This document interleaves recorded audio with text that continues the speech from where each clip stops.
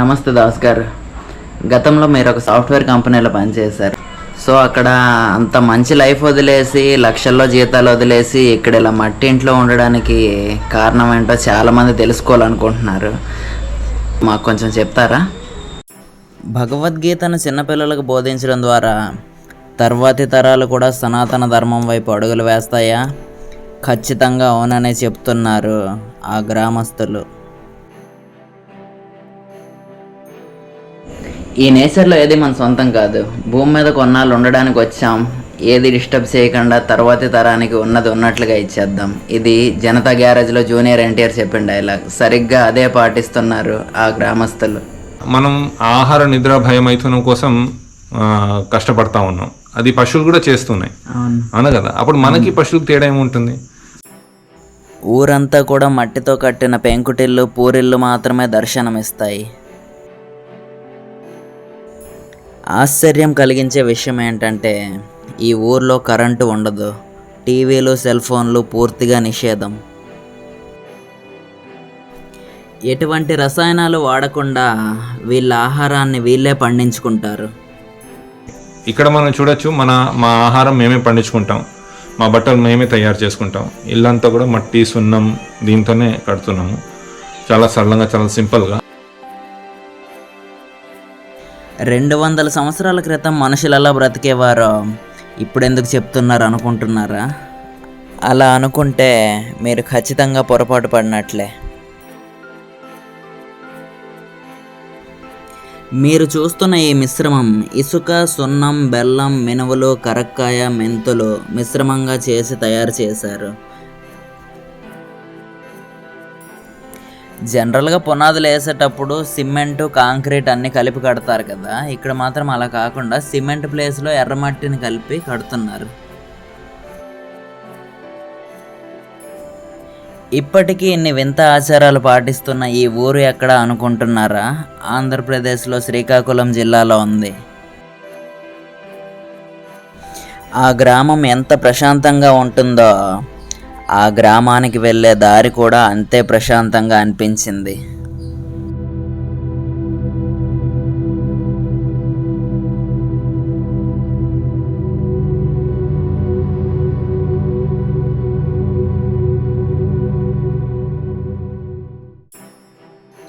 ప్రతిరోజు ఉదయం 4 గంటలకి వీళ్ళ దినచర్య మొదలవుతుంది. దైవారాధన తర్వాత వీళ్ళు రోజువారీ పనులలో వాళ్ళ మిగతా సమయాన్ని కేటాయిస్తారు.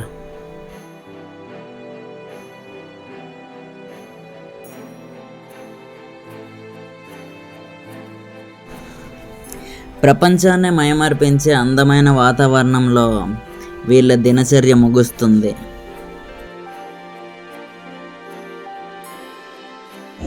చిన్నప్పుడు దీపావళి పండుగ కోసం ఎదురు చూసేవాడిని, ఎప్పుడెప్పుడు వస్తుందా అని. కానీ ఇక్కడ ప్రతిరోజు దీపావళి పండుగ జరుపుకుంటున్నారు.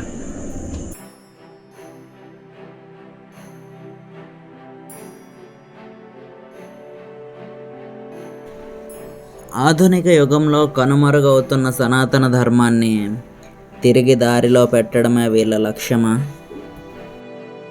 చాలా టైం మీకు అక్కడ మిగులుతుంది అనమాట. ఆ టైంలో మీరు భగవంతుడి గురించి శాస్త్రాలు చదవచ్చు, భగవద్గీత, భాగవతం లాంటి పుస్తకాలు చదవచ్చు, భగవంతుడు ఒక నామం జపం చేయొచ్చు. హరే కృష్ణ కృష్ణ కృష్ణ హరే హరే, హరే రామ రామ రామ హరే హరే. ఈ హరే కృష్ణ మహామంత్రం వచ్చేసి కలియుగం ధర్మం అనమాట. ఈ కలియుగంలో హరినామ సంకీర్తన ద్వారానే మనం భగవంతుని పూజించవచ్చు, భగవంతుని తెలుసుకోవచ్చు అనమాట. సో ఇవన్నీ కూడా ఎప్పుడు మనకి పాసిబిలిటీ ఉంటుంది ఎప్పుడైతే మనం ఈ విధంగా ఒక సరళమైన జీవనం జీవిస్తే అప్పుడు ఆ ఉన్నత చింతనం గురించి మనం ఆ వైపు వెళ్ళొచ్చు అనమాట. అంటే నేనెవరు, భగవంతుడు ఎవరు, నాకు భగవంతుడు సంబంధం ఏంటి, ఇవన్నీ కూడా తెలుసుకోవచ్చు అనమాట. ప్రపంచాన్ని తమ వైపు తిరిగి చూసేలా చేసింది ఖచ్చితంగా వాళ్ళ జీవన విధి విధానాలు మాత్రమే. యాంత్రిక జీవితానికి విసుగు చెంది కార్లు, బంగ్లాలు వదిలేసి ఇలా మట్టి ఇంట్లో ఉండడం వల్లే మాకు సంతోషంగా ఉందని ఆ గ్రామస్తులు చెబుతున్నారు. డబ్బుతో ప్రశాంతతను కొనలేమని నా జీవితంలో ఎన్నోసార్లు అనుకున్నా, కానీ ఇప్పుడు కళ్ళారా చూస్తున్నా. వీళ్ళ మాటల్లో చెప్పాలంటే డబ్బే ముఖ్యం కాదు, దాన్ని మించిన గొప్ప వరం ప్రకృతి. దాన్ని కాపాడుకోవడం మనందరి బాధ్యత. ఇక్కడ ఈ కల్చర్ వచ్చి ఎన్నాళ్ళు అవుతుంది స్వామి? ఇక్కడ స్టార్ట్ అయ్యి ఒక 5 years అవుతుంది ఇప్పుడు 5 years అవుతుంది. ఇక్కడ సుమారు ఎంతమంది వరకు ఉంటారు? ఒక 100 మంది వరకు ఉంటారు ఇక్కడ. దాంట్లో ఒక 15 కుటుంబాలు, 13 బ్రహ్మచారులు, ఇంకా గురుకుల పిల్లలు, అలా టోటల్గా ఒక 100 మంది వరకు ఉంటారు ఇక్కడ. ఇక్కడ స్కూల్ కూడా ఉందా స్వామి? గురుకులం ఉంది ఇక్కడ గురుకులం అంటే వర్ణాశ్రమం అనమాట. వర్ణాశ్రమం అంటే వర్ణాలు, 4 వర్ణాలు: బ్రాహ్మణ, క్షత్రియ, వైశ్య, శూద్ర. సో ఇక్కడ మీకు ఎప్పుడైతే మనం వర్ణాల గురించి చెప్తాను, మీ ఆలోచన ఏముంటుందంటే ఎవరైతే బ్రాహ్మణ ఇంట్లో పుట్టారో వారు బ్రాహ్మణులు, ఎవరైతే శూద్ర ఇంట్లో పుట్టారో వాళ్ళు శూద్రులు అని. కానీ భగవద్గీతలో కృష్ణుడు ఏమంటున్నారంటే చతుర్వర్ణ్యం మయా సృష్టం గుణకర్మ విభాగస. అంటే ఈ 4 వర్ణాలు నేనే సృష్టించాను గుణ ఇంకా కర్మ ఆధారం మీద. అంటే మనిషి యొక్క గుణాలు, ఆయన చేసే కర్మ బట్టి ఆయన ఏ వర్ణం అది డిసైడ్ అవుతుంది అనమాట. సో ఇక్కడ గురుకుల పిల్లల్ని కూడా ఆ విధంగా ట్రైన్ చేస్తున్నాం అనమాట. అంటే పిల్లలకి ఎవరికైనా శాస్త్రాలు చదవాలని ఇంట్రెస్ట్ ఉంది, దానికి ప్రచారం చేయాలని ఇంట్రెస్ట్ ఉంది, వేరే వాళ్ళకి నేర్పాలని ఇంట్రెస్ట్ ఉంది, ధర్మంని పాటించాలని ఇంట్రెస్ట్ ఉంది, అప్పుడు వాళ్ళకి బ్రాహ్మణ ట్రైనింగ్ ఇస్తాం అనమాట. ఎవరికైతే వ్యవసాయం చేయాలని ఇంట్రెస్ట్ ఉంది, ఆవులను చూసుకోవాలని ఇంట్రెస్ట్ ఉంది, వాళ్ళకి ఆ విధంగా వైశ్య ట్రైనింగ్ ఇస్తాం అనమాట. సో ఆ విధంగా వాళ్ళు కంప్లీట్గా వాళ్ళ ఒక ఆక్యుపేషన్లో వాళ్ళు సాటిస్ఫైడ్గా ఉంటారు. ఎందుకంటే వాళ్ళ ఒక ఇంట్రెస్ట్, వాళ్ళ ఒక క్యారెక్టర్, వాళ్ళ ఒక దాన్ని బట్టి, వాళ్ళ ఒక నేచర్ బట్టి, స్వభావం బట్టి వాళ్ళు ఆ ట్రైనింగ్ దొరుకుతుంది. ప్లస్ అదే వాళ్ళు పెద్దగా అయిన తర్వాత అదే వాళ్ళ ఆక్యుపేషన్ అవుతుంది అనమాట. Present education, modern education system మీరు చూస్తే అందరికీ ఒకలాగానే ట్రైనింగ్ ఇస్తారు, అందరికి ఒకలాగానే ఎగ్జామ్ పెడతారు. అప్పుడు అందరు ఎక్సెల్ అవ్వరు అనమాట, కొందరు ఎక్సెల్ అవుతారు. కానీ ఈ సిస్టంలో ప్రతి ఒక్కరు ఎక్సెల్ అవుతారు. ఎందుకంటే వాళ్ళ ఇంట్రెస్ట్ ఉన్న ఫీల్డ్లో వాళ్ళు వర్క్ చేస్తున్నారు. సో వాళ్ళ ఇంట్రెస్ట్ ఉన్న ఫీల్డ్ వాళ్ళు ఎక్సెల్ అవుతారు అనమాట. దీనివల్ల అడ్వాంటేజెస్ చాలా ఉన్నాయి అనమాట యాక్చువల్గా. సో ప్లస్ వాళ్ళకి of course reading, writing, languages, basic mathematics, general knowledge నేర్పిస్తాం. దాంతోపాటు వాళ్ళకి వృత్తి శిక్షణ ఉంటుంది. వ్యవసాయం చేయడం, వంటలు చేయడం, ఇల్లు కన్స్ట్రక్షన్ చేయడం, బట్టలు తయారు చేయడం, ఈ విధంగా జీవితం కోసం ఏదైతే అవసరం ఉన్నాయో అన్నీ కూడా వాళ్ళకి నేర్పిస్తాం అన్నమాట. ఇక్కడ ఈ కమ్యూనిటీకి మాలో ఎవరైనా రావాలి, ఉండాలి అని అనుకుంటే రావచ్చు. మాకు ఒక 1 week ముందు ఇన్ఫార్మ్ చేయాలి. మీరు ఇక్కడ వచ్చి ఒక ఫ్యూ డేస్, 2-3 days స్టే చేయాలనుకుంటే, సో మీకు ఆ విధంగా ఆ డేస్ మీరు ఏదైతే అనుకుంటున్నారో అప్పుడు రూమ్స్ అవైలబుల్ ఉన్నాయా లేదా చూసి మీకు ఇన్ఫార్మ్ చేస్తాం. అప్పుడు మీరు వచ్చి విజిట్ చేయొచ్చు అనమాట. మీ బట్టలన్నీ కూడా మీరే నేర్చుకుంటారా? ఇదేంటి మగ్గమా?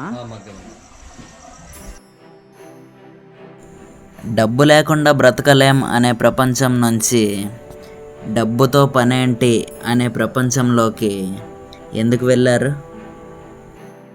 ఇక్కడ కూర్మగ్రామంలో ముఖ్యమైన సిద్ధాంతము సరళ జీవనం, ఉన్నత చింతనం. అయితే ఇప్పుడు మనం చూడొచ్చు ఆధునిక యుగంలో బయట జనాలు ఏంటంటే ల్యాప్టాప్స్, మొబైల్స్, ఇంటర్నెట్ ఇవన్నీ ఉంటేనే మనం హ్యాపీగా సుఖంగా ఉండగలుగుతామని అనుకుంటారు. ప్లస్ ఇదే అడ్వాన్స్మెంట్, ఈ అడ్వాన్స్మెంట్ వల్లనే మనం ఇవన్నీ ఫెసిలిటీస్ వల్లనే మనం ఎంజాయ్ చేయగలుగుతామని అనుకుంటున్నారు. కానీ మీరు చూస్తే ఇవన్నీ ఉన్నా కూడా మనం ఇంత అడ్వాన్స్ అవుతున్నా కూడా జనాలు సుఖంగా హ్యాపీగా లేరు అనమాట. అడ్వాన్స్మెంట్ అంటే ఏంటి, ప్రోగ్రెస్ అంటే ఏంటి, సమాజంలో ఉన్న సమస్యలు, ప్రాబ్లమ్స్ అవి అన్నీ కూడా తగ్గాలి. కానీ అవి తగ్గట్లేదు, ఇంకా పెరుగుతూనే ఉన్నాయి. So are we really advancing? మనం నిజంగా అడ్వాన్స్ అవుతున్నామా లేదా, అది మనం దాని గురించి ఆలోచించాలి. అదే మనం పూర్వకాలంలో చూస్తే మన పూర్వీకులు ఇవన్నీ ఫెసిలిటీస్ వాళ్ళ దగ్గర లేవు, కానీ కూడా వాళ్ళు చాలా సంతోషంగా, చాలా లాంగ్ లైఫ్ వాళ్ళది ఉంటుండే అనమాట. కానీ ఇప్పుడు మీరు చూస్తే 40 years, 30 years, 50 years, మ్యాక్సిమం 60-70 జనాలు చనిపోతున్నారు. క్యాన్సర్, హార్ట్ అటాక్, ఎన్నో కారణాల వల్ల చనిపోతున్నారు. సో కానీ పూర్వకాలంలో అలా లేదు. ఎందుకంటే వాళ్ళందరూ కూడా భగవంతుడు ఇచ్చే విధానంని పాటిస్తూ వాళ్ళు జీవిస్తుండే అనమాట. అంటే ప్రకృతి మీద ఆధారపడి జీవిస్తుండే. ప్లస్ ముఖ్యమైన విషయం ఏంటంటే మనకి వచ్చిన ఈ మనుష్య జన్మ అది దేనికోసం అంటే దాని ఒక ముఖ్యమైన ఉద్దేశం ఏంటంటే మనం ఎవరు, భగవంతుడు ఎవరు, మనకి భగవంతుడి సంబంధం ఏంటి తెలుసుకోవడం. అది మనకు వచ్చిన మనుష్య జన్మ ఒక ఉద్దేశం అనమాట. అందుకే శాస్త్రం ఏం చెప్పిందంటే అథతో బ్రహ్మ జిజ్ఞాస. అంటే ఈ మనుష్య జన్మ వచ్చిన తర్వాత మనం చేయాల్సింది ఏంటంటే నేనెవరు, భగవంతుడు ఎవరు, నాకు భగవంతుడి సంబంధం ఏంటి, ఇది తెలుసుకోవాలన్నమాట. అప్పుడే మనం మనుషులమ్మని చెప్పుకోవచ్చు అనమాట. లేదంటే ద్విపాద పశు, ధర్మేణ హీన పశుభి సమాన. సో ఇప్పుడు ఈ మోడర్న్ లైఫ్ స్టైల్ మనం చూస్తే జనాల్ని ఎప్పుడైతే మనం చెప్తాము మీరు భగవద్గీత చదవండి, భగవంతుడి గురించి తెలుసుకోండి, మీ గురించి తెలుసుకోండి అంటే వాళ్ళు ఏమంటారంటే టైం లేదంటారు. కానీ మీరు ఎంత బాగా చూసుకున్న ఈ శరీరం ఏదో ఒక రోజు చనిపోతుంది, అవునా కదా? సో అంత కష్టపడిన తర్వాత లాభం ఏంటి చెప్పండి? ప్లస్ ఏదైతే ఈ శరీరం నడిపిస్తుందో ఆత్మ, అది శాశ్వతమైనది. ఆ శాశ్వతమైన ఆత్మ వల్లనే ఈ శరీరం నడుస్తుంది, ఈ ప్రపంచం అంతా కూడా నడుస్తుంది అనమాట. దాని గురించి మనం తెలుసుకోవట్లేదు. అప్పుడు మనం ఎలా హ్యాపీగా ఉండగలుగుతాం చెప్పండి? ఇప్పుడు మనం పొందే సుఖము అంతా కూడా ఈ శరీరం ద్వారా మనం పొందుతున్నాం, ఈ ఇంద్రియాల ద్వారా పొందుతున్నాం. ఈ ఇంద్రియాలు, ఈ శరీరం కూడా తాత్కాలికమైనది. అందుకే దాని ద్వారా వచ్చే సుఖము, ఆనందం కూడా తాత్కాలికంగా ఉంటుంది. కానీ ఆత్మ, శాశ్వతమైన ఆత్మ ద్వారా వచ్చే సుఖం అది శాశ్వతంగా ఉంటుంది అనమాట. సో దానికోసం ఈ సరళమైన జీవనం చాలా అనుకూలం అనమాట. ఐ థింక్ ఈ వీడియో మీ అందరికీ నచ్చిందని అనుకుంటున్నా. ఈ వీడియో కనుక మీకు నచ్చినట్లయితే లైక్ చేయండి, షేర్ చేయండి, అండ్ కొత్తగా మన ఛానల్ ఎవరైనా చూస్తున్నట్లయితే సబ్స్క్రైబ్ చేయడం మాత్రం మర్చిపోవద్దు.